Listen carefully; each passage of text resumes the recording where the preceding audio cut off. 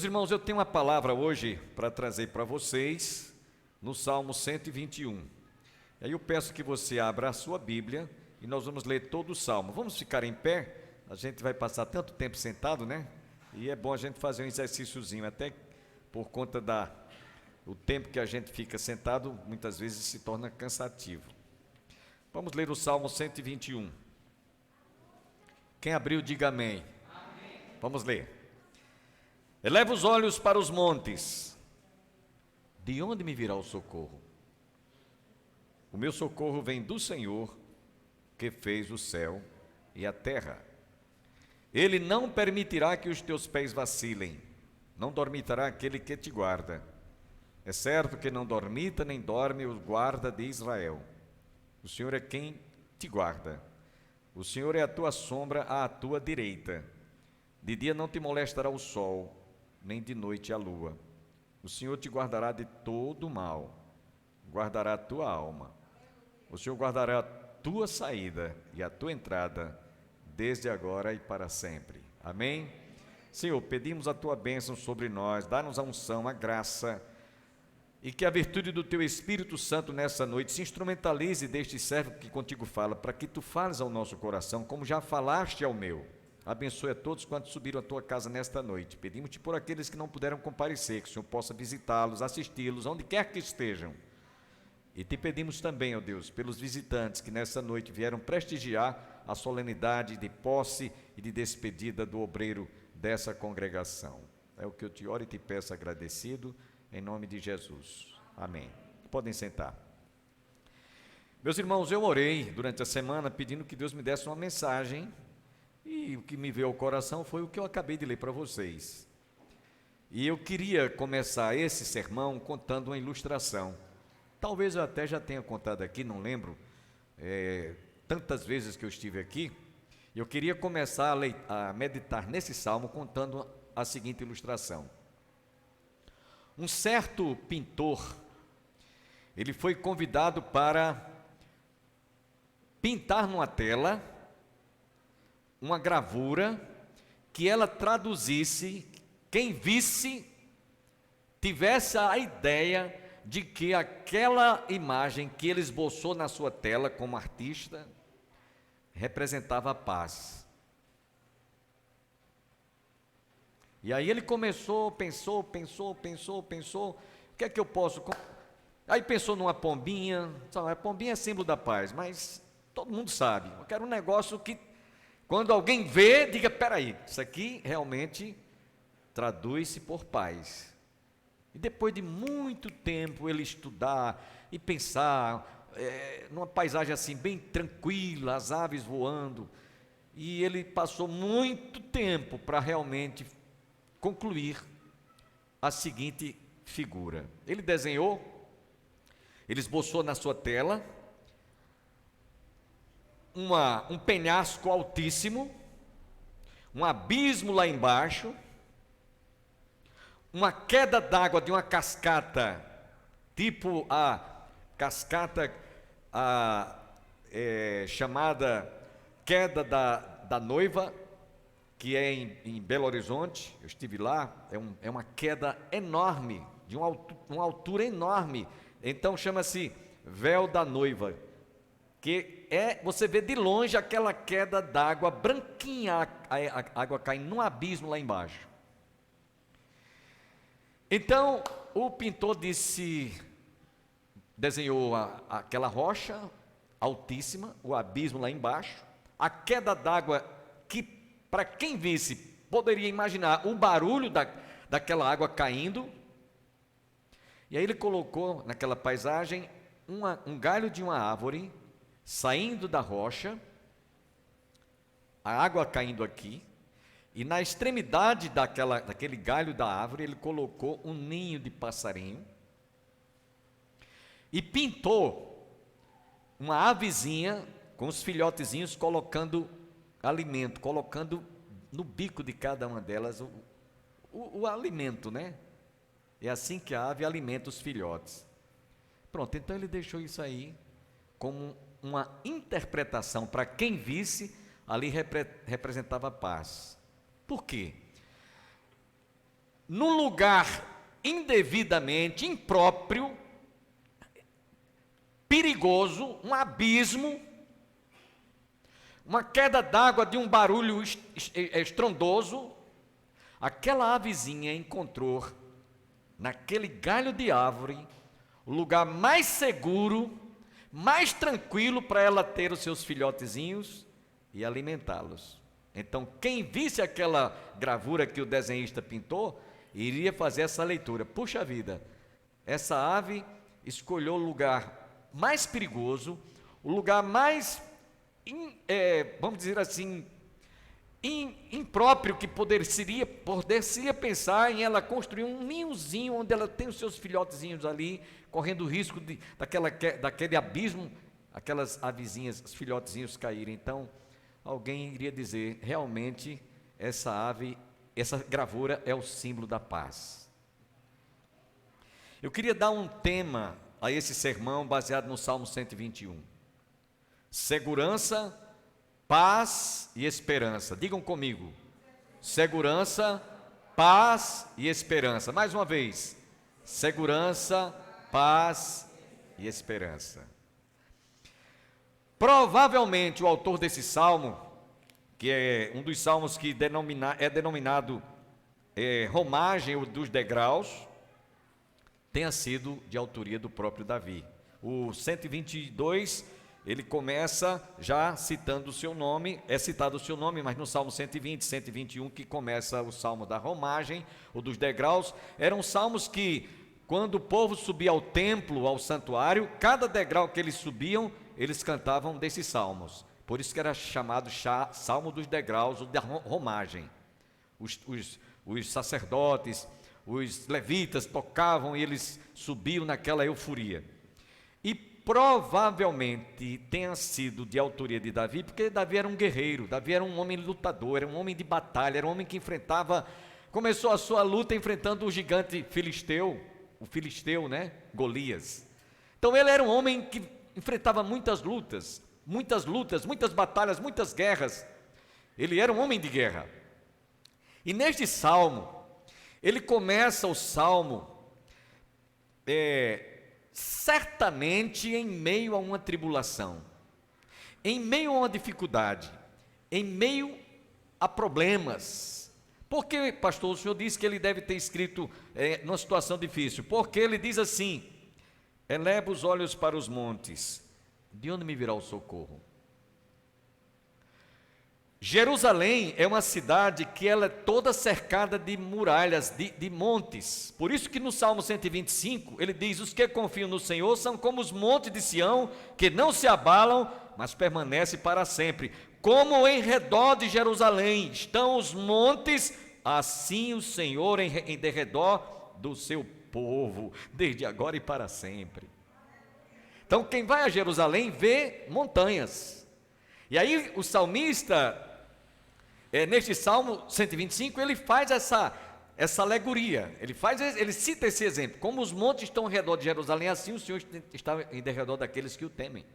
E nesse Salmo 121, Davi, caso tenha sido ele realmente o autor, tudo faz crer que foi ele o autor, porque alguns salmos parecem que eles estão anônimos, porque não tem a sua autoria. Tem Asaf, tem Moisés, tem muitos nomes, mas esse é um dos salmos que ficou no anonimato, possivelmente seja de autoria de Davi.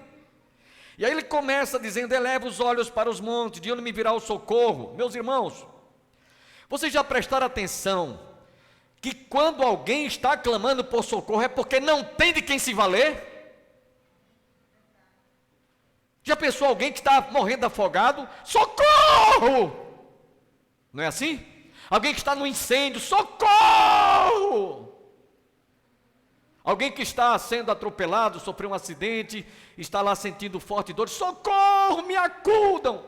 Um assaltante se pega uma arma para assaltá-lo de súbito, você diz: socorro! Meus irmãos, clamar por socorro é a última palavra que você tem para alguém que realmente possa lhe ajudar, possa lhe socorrer. Não tem outra palavra. E possivelmente Davi, quando escreveu isso, ele estava vivendo algum drama na sua vida, seja luta, fosse perseguição, fosse alguma crise, eu não sei. Ele não diz, mas ele diz: eleva os olhos para os montes, de onde me virá o socorro? Ele estava gritando por socorro, alguém que pudesse acudi-lo, e esse alguém que ele estava se dirigindo era o Senhor, que é soberano, que é Deus, que é Criador dos céus e da terra, como ele diz. O meu socorro vem do Senhor que fez os céus e a terra. Eu pergunto a você, tem alguém mais importante que você possa pedir socorro do que, senão, o exemplo de Davi, clamando por Deus, que criou os céus e a terra? O que vocês acham? Não tem, irmãos. Não tem advogado, não tem promotor, não tem juiz, não tem o melhor médico especialista em qualquer clínica que você tem alguma dificuldade de saúde. Não existe. É somente Deus a quem nós temos que nos valer. Eu já disse aqui para vocês, eu tenho dito lá na igreja sede, que nós estamos usando essa máscara de proteção, nós estamos usando a asepsia das mãos, aferição de temperatura, essa máscara de proteção facial que a gente usa, tudo é prevenção, distanciamento, mas quem nos guarda mesmo é Deus. Isso que a gente está usando é prevenção, é preventiva, mas quem nos guarda mesmo, quem nos protege é Deus. E Davi então está dizendo assim: eleva os olhos para os montes, de onde me virá o socorro? Meu socorro vem do Senhor que fez os céus e a terra. É dele que eu me valho, é dele que eu vou me valer. Lá no Salmo 46, ele diz a mesma coisa: Deus é o nosso refúgio e socorro, bem presente na angústia. Salmo 91, né? Aquele que se esconde no esconderijo do Altíssimo, à sombra do Onipotente descansa. Amém, meus irmãos? Então, a gente tem esse Deus poderoso, soberano, único, majestoso, misericordioso, que está pronto para nos atender, seja de manhã, seja à tarde, seja à noite, seja de madrugada, seja em quaisquer circunstâncias, seja no leito do hospital, seja em casa, seja na rua, onde você estiver, socorre-me, Senhor. E Ele está pronto para nos socorrer. Por isso que Davi disse: eleva os olhos para os montes, de onde me virá o socorro? O meu socorro vem do Senhor que fez os céus e a terra. Esses versos 1 e 2, ele está invocando aquele que pode, não é que acha, não é que, bom, talvez, ou eu não sei se ele vem ao meu encontro. Não, ele tinha certeza. Eleva os meus olhos para os montes, de onde me virá o socorro? Meu socorro vem do Senhor que fez os céus e a terra. Por quê, irmãos? Porque só Deus. As irmãs cantaram aqui agora um hino aqui, o Alfa cantou, né? Só Deus pode fazer? Só Deus. Só Deus. Amém, meus irmãos? Elas estavam cantando isso e eu me lembrando da palavra que Deus já tinha posto no meu coração. Só Deus, não tem outra pessoa. Ele é único, Ele é absoluto, Ele é soberano. Não tem, não existe. Então, neste salmo ele começa fazendo essa declaração positiva, não é confissão positiva, presbítero Oséias, é declaração positiva, presbítero Ângelo, de que Deus ouve o nosso clamor a hora que você clamar, seja de manhã, seja de tarde, seja de noite, seja qual for, quer que seja for a hora. E eu queria trazer um exemplo de Pedro. Está lá no Evangelho de Mateus, capítulo 14, versos 22 a 33.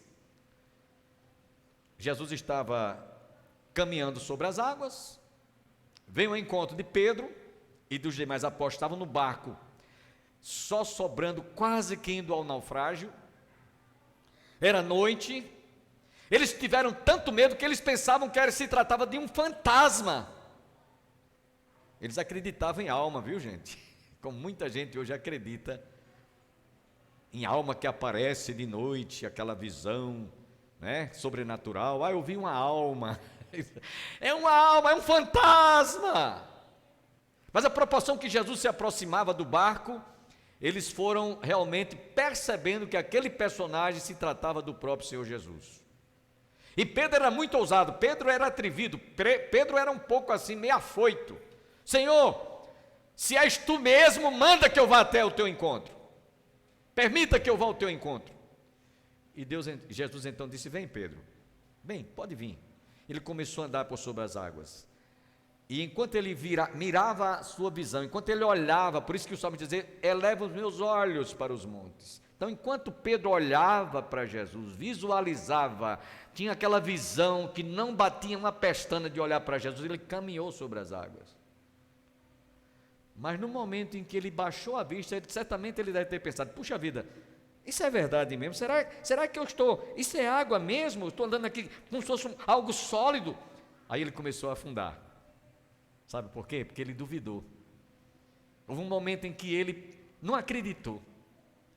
Os olhos estavam fitos, enquanto estavam postos, ele caminhou sobre as águas. Mas na hora que ele tirou a vista, ele começou a sossobrar. E sabe quais foram as suas palavras? Salva-me, Senhor, socorre-me, Senhor. E Jesus simplesmente estendendo a mão disse: por que duvidaste, homem de pouca fé? Amém, meus irmãos? Ele está pronto, com suas mãos estendidas, para abençoar a minha vida, para resgatar a sua vida, para salvar, para sarar, para curar, para libertar. O problema é que nós, muitas vezes, ao invés de clamarmos por socorro àquele que criou os céus e a terra, aquele que é poderoso, a gente fica clamando aí a um bocado de gente aí que não tem poder para nada. Levanta-te, homem de pouca fé. Salva-me, Senhor, socorre-me. Aconteceu esse episódio, eu podia citar muitos outros episódios, mas quero contar mais um, que está na Bíblia, de um homem que estava vivendo os últimos instantes de sua existência, ia morrer, estava decretada a pena de morte. Vocês sabem de que eu estou falando, né? O ladrão que estava ao lado de Jesus. A princípio, da esquerda blasfemava, que alguém diz que ambos, tem uns evangelhos que diz ambos, né? Mas aquele da direita, que o povo diz o bom ladrão, ele deve ter pensado, daquele momento em que ele estava ali, por justa causa, ele era um ladrão, era um criminoso, que tinha sido, por Pôncio Pilatos, lembrado que ele preferiu soltar Barrabás e a Jesus chamado Cristo, crucificam. Ele deve ter dito: foi uma tremenda injustiça, que fizeram com este homem. Esse homem não era para estar aqui, eu sim, e você também, o outro, porque quando um deles começou a blasfemar, murmurar, disse: se tu és o Filho de Deus, desce dessa cruz, salva-te e a nós, tu não fizeste tantos milagres. E aquele ladrão, que o povo diz do bom ladrão, começou a imaginar: puxa vida, esse homem não merece estar aqui, não merecia estar aqui, não era digno de estar aqui, esse lugar não era para ele estar aqui, certamente ele está aqui no meu lugar, no seu lugar, em nosso lugar. Aí foi quando ele fez um apelo para Jesus, que eu imagino que esse apelo deve ter sido como um socorro: salva-me. Ele disse: Senhor Jesus, lembra-te do teu reino, quando entras no teu, lembra-te de mim quando entras no teu reino. Aquele foi o socorro, aquele foi o apelo, aquele foi o pedido, aquela foi a oração. Não tinha meio termos. Alguém que acredita que a salvação é pelas boas obras, aquele homem estaria irremediavelmente perdido se a salvação fosse pelas boas obras. Sabe por quê? Ele não tinha nenhuma boa obra praticada, era ladrão, era assassino, era criminoso, era um indivíduo de alta periculosidade, um bandido, como Barrabás também, e só merecia aquilo mesmo, era a pena de morte. Se a salvação fosse pelas obras, aquele homem jamais seria salvo. Outra coisa, não ia ter tempo, porque Jesus iria dizer assim: meu filho, você não praticou nada de boa obra, e não pode mais descer dessa cruz, então, como ele disse, salva-te a nós, se tu deres o Filho de Deus, o outro. Então, salvação não é pelas obras, pela graça sois salvos mediante a fé, isto não vem de vós, é dom de Deus, não vem das obras para que ninguém se glorie. Então, aquele homem, aquele ladrão, naquele instante final da sua existência, olhou para Jesus na cruz e disse: Senhor, lembra-te de mim quando entrares no teu reino. Jesus disse: hoje mesmo estarás comigo no paraíso. Amém? No versículo 3, ele diz: ele não permitirá que os teus pés vacilem, não dormitará aquele que te guarda. Essa expressão, ele não permitirá que os teus pés vacilem, ela produz no coração de quem confia, confiança. Desculpem minha redundância, confiança, firmeza, certeza. Por isso que ele diz aqui no verso 3, ele não permitirá que os teus pés vacilem. Os pés de Pedro vacilou porque ele tirou a visão, deixou de olhar para Jesus. Isso acontece com qualquer pessoa. Na hora que você tira a visão de Jesus, pode esperar que você vai sair mal, não vai dar, as coisas não vão dar certo. E aí por isso que ele diz: ele não permitirá que os teus pés vacilem, não dormitará aquele que te guarda. Essa expressão, não dormitará, é não cochilar, que ele diz ainda mais adiante isso aí, não dá um cochilo, pestanejar. Sabe o que é pestanejar? Às vezes você está muito enfadado, muito cansado, está assistindo um jornal, está assistindo algum programa, daqui a pouco você... Não é assim? Isso é pestanejar ou cochilar.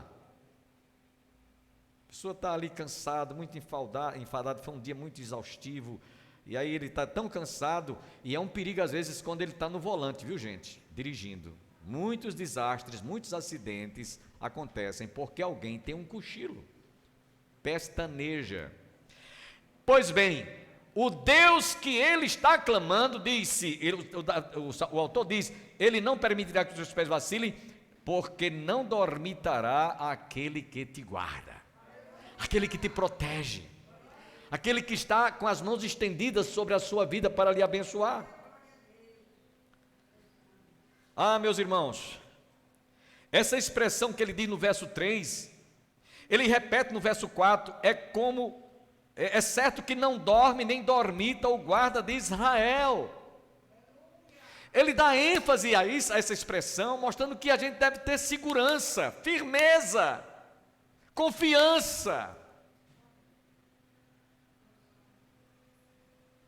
Como ele descobriu, certamente, por viver momentos muito difíceis em sua vida, e não tinha quem ele clamar, clamou pelo Senhor.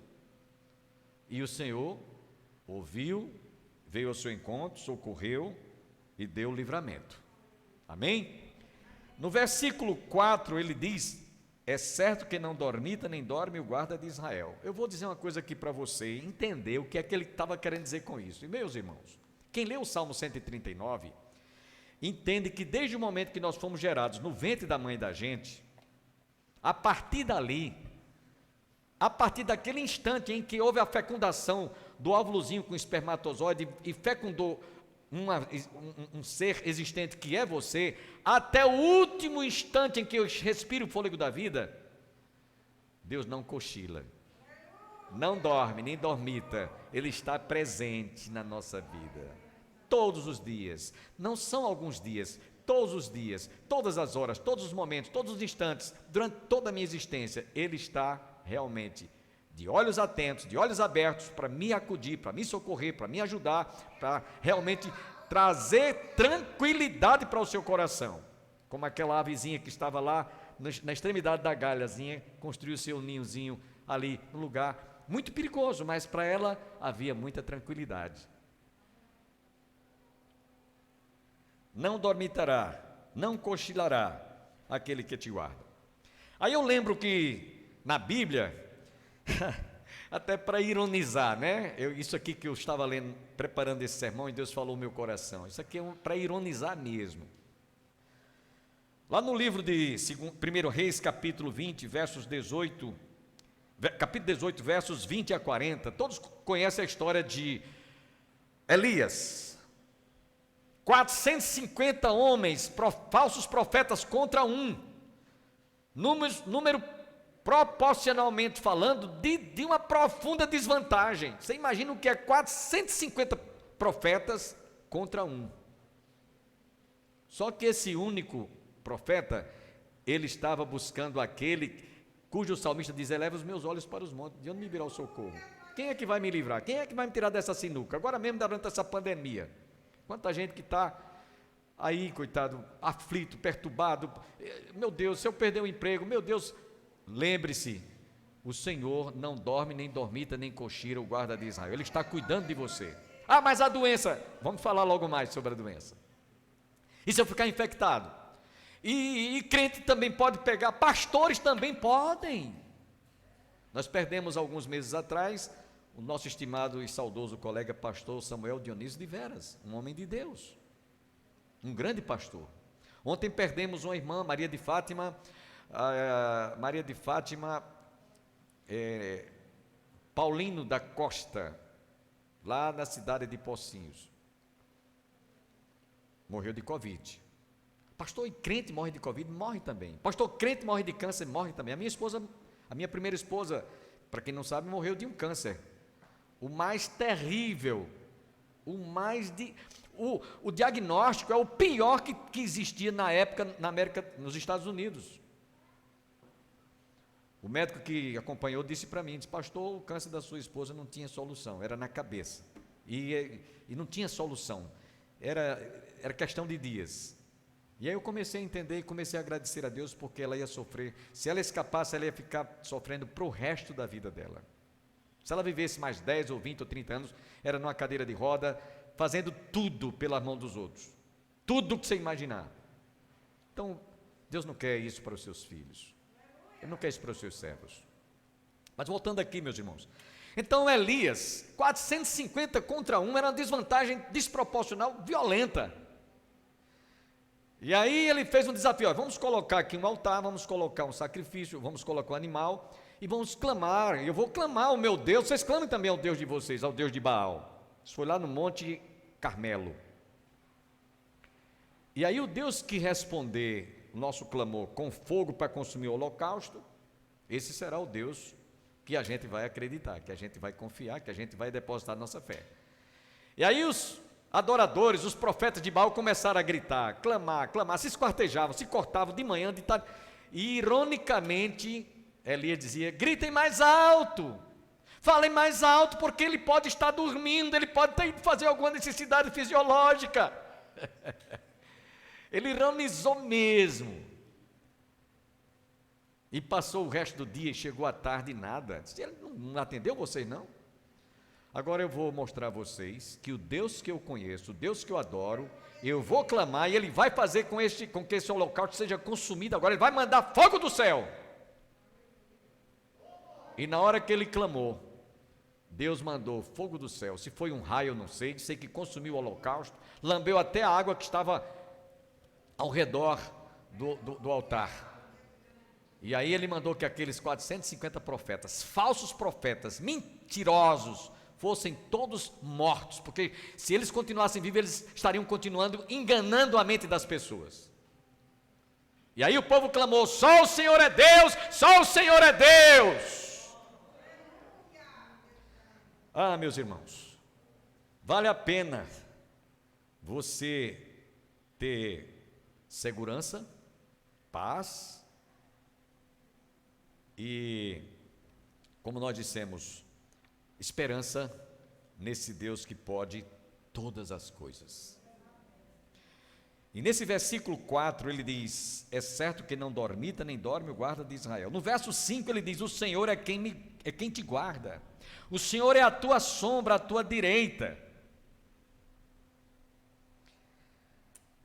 Ah, meus irmãos, eu queria tempo para falar sobre isso aqui, mas não vou muito longe, mas só quero dar aqui uma ligeira ilustração para você entender. Você já prestou atenção que quando a gente está em pleno dia ensolarado, que você anda ou para a direita ou para a esquerda, para onde você anda, a sua sombra lhe acompanha? Já notou? Ela se desgruda de você? Ela sai, se afasta de você um pouquinho? Ela fica colada em você. Se tiver o pôr do sol, a sua sombra está aqui. Se for no nascer do sol, sua sombra está, né? Ela está sempre na posição que o sol que você dá sombra, se for de tarde, se for de manhã, seja qual for. Irmão, sabe o que aqui Davi, o autor desse salmo, quer dizer? Nesse versículo 5, ele diz: o Senhor é quem te guarda, o Senhor é a tua sombra à tua direita. De sorte que para onde eu for, para onde você vá, onde você se encontrar, Ele vai ser essa sombra que não pode largar um minutinho. Você não pode deixar, sombra, vai embora, se afaste. Ela está ali colada com você. Assim é a sombra do Onipotente. O salmista Davi diz no Salmo 91, a sombra do Onipotente descansa. A sombra. Não é o verbo assombrar, não, é a sombra do Senhor está presente. Seja em quaisquer que sejam as circunstâncias em que você se encontra. E no versículo 6, ele diz assim: de dia não te molestará o sol, nem de noite a lua. Irmãos, embora nós saibamos que esses dois luminares são importantes para a nossa vida, para a saúde, mas o sol demasiadamente, o sol sendo, a gente se expondo demasiadamente ao sol, hoje você pode até contrair câncer de pele. Então tem um horáriozinho que você deve se expor ao sol, inclusive tem vitamina D, que é uma das prevenções contra essa doença que está aí. Todos os dias, de 10 a 10 e meia, eu me exponho ao sol. Fico lá tomando sol, chega sul. Porque faz bem, é vitamina D, preventiva, natural, você não paga nada. Irmãos, tem muita gente agora nesses dias que está sabendo valorizar o oxigênio.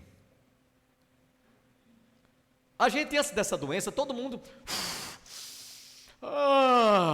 respirando, não dava a menor importância, o menor valor, a importância que representa o oxigênio, o ar que a gente respira, que você enche os pulmões. Agora, depois dessa doença, em que alguns estão dependendo de um respiradouro para viver, aí é que muitos estão dizendo: puxa vida, o ar puro de graça que Deus nos dá, hoje para a gente sobreviver temos que pagar, por causa dessa doença. Não é pagar a Deus não, pagar lá no hospital onde a pessoa está acometida dessa infecção, ou infectada. Pois bem, assim é o sol. Todo dia o sol nasce e se põe. Provérbios diz que o sol tem a hora do seu ocaso. Nasce e se põe no nascente. Nasce e se expõe no sul, no expoente, lá. Agora, tomar sol demais faz mal à saúde. Os médicos recomendam. A nossa irmã aqui que trabalha na área da saúde sabe disso, né? Melhor do que a gente. A esposa do irmão Vinícius, médica, sabe disso, trabalha na área da saúde. Pois bem, meus irmãos,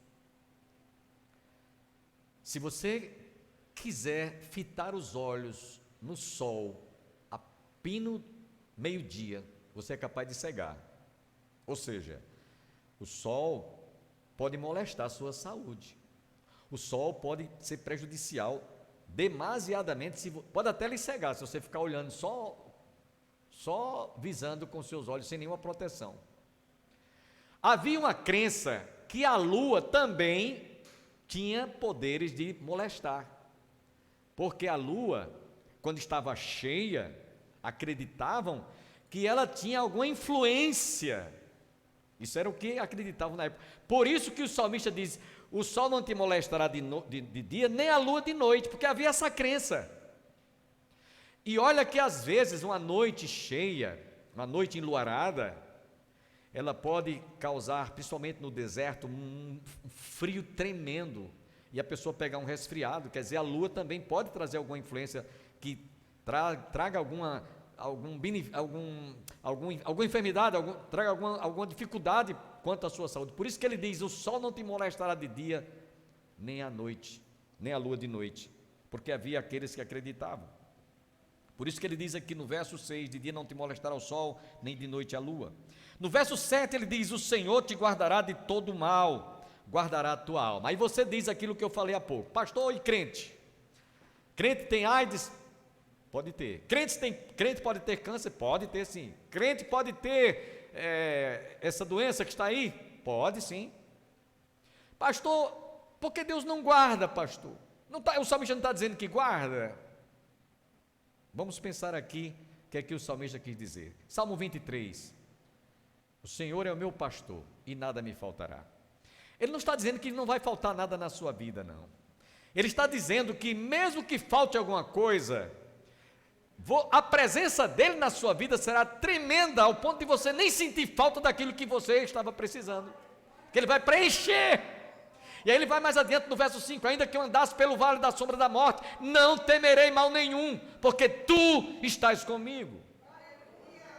Aliás, essa expressão, a última noite que eu passei em companhia da minha esposa no Hospital Dom Pedro I, eu passei a noite lá ao lado dela, na cabeceira da cama dela, dizendo essa expressão, ainda que eu andasse pelo vale da sombra da morte, não temerei mal nenhum, porque tu estás comigo. Pensa nisso, o Senhor está com você, nessa circunstância. No outro dia ela foi para a UTI e só saiu de lá num caixão.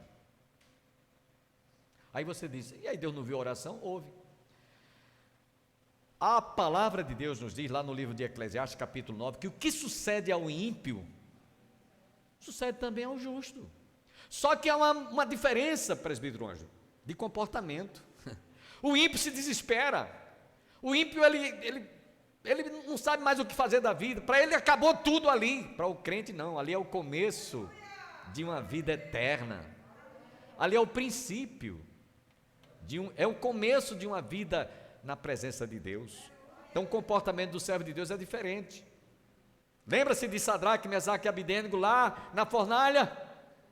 Alguém já disse que Deus não livrou aqueles 3 moços de serem lançados numa fornalha aquecida 7 vezes mais, mas Deus livrou-os dentro da fornalha. Alguém já disse que Deus não evitou que Daniel fosse lançado numa cova de leões famintos, mas Deus guardou Daniel dentro da cova dos leões. Por isso que ele diz aqui, não quer dizer que está imune, está isento, o Senhor te guardará de todo mal, guardará a tua alma.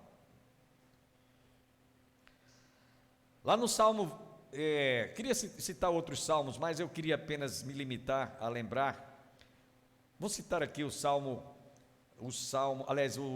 livro do profeta Isaías, Isaías, capítulo 4, versículos 5 e 6. Eu estou terminando já. Isaías, capítulo 4, versos 5 e 6. Escuta bem essa promessa que Deus fez através do profeta Isaías ao seu povo. Capítulo 4, Isaías, versículos 5 e 6.